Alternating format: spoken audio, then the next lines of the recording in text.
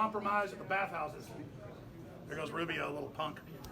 Anyways, you gotta love people that come from authoritarian regimes, and then they don't even appreciate America. So freedom of speech, what do you make of it? Well, the reality is that this issue is a lot more complicated than most people understand. On the one hand, Facebook has an absolute right to kick these people off of its platform, and the vile speech in which they engage causes harm in the real world.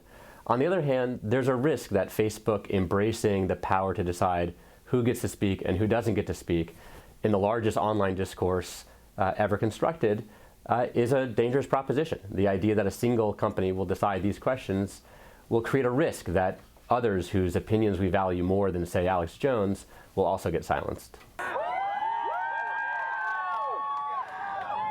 Over the last few years, we've certainly seen indications that Facebook gets content moderation wrong all the time. They take down speech that most reasonable people think shouldn't be taken down, and they leave up other speech that a lot of people think should be taken down.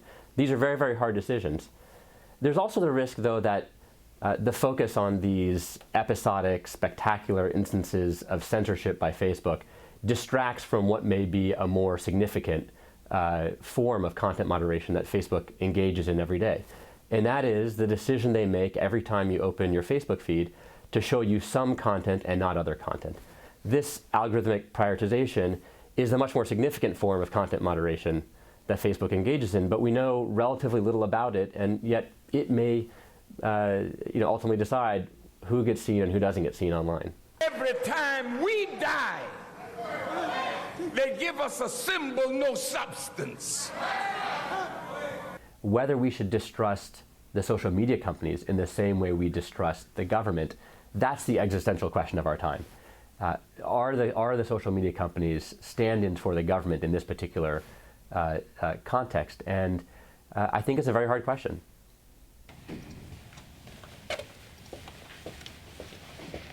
Facebook is clearly the largest public forum ever formed. They have 2.3 or 4 billion users, over 200 million in the United States alone. And they're responsible in large measure for the viral spread of the views of people like Alex Jones. And it's worth dwelling on that for a second. Alex Jones is not influential in our society because he's persuasive. He's influential because Facebook's algorithms have decided to propagate his views widely on the basis of their design to promote user engagement. And that decision that Facebook has made to improve or amplify voices that promote engagement results in voices like Alex Jones's being spread so widely. Anything that may seem sensational or controversial or provocative, Facebook may, at the end of the day, have a financial motive to spread that information widely. If people engage with it, the idea goes, that's an indication that it's content that they find valuable and want to engage in. And that underlying decision, which is fundamentally a business one on the part of Facebook, has not gotten the attention it should get, in part because we've been so focused in the public debate on the question of whether Alex Jones should be off or on the platform, and less focused on the question of whether he should appear at the top of your news feed or at the bottom of it.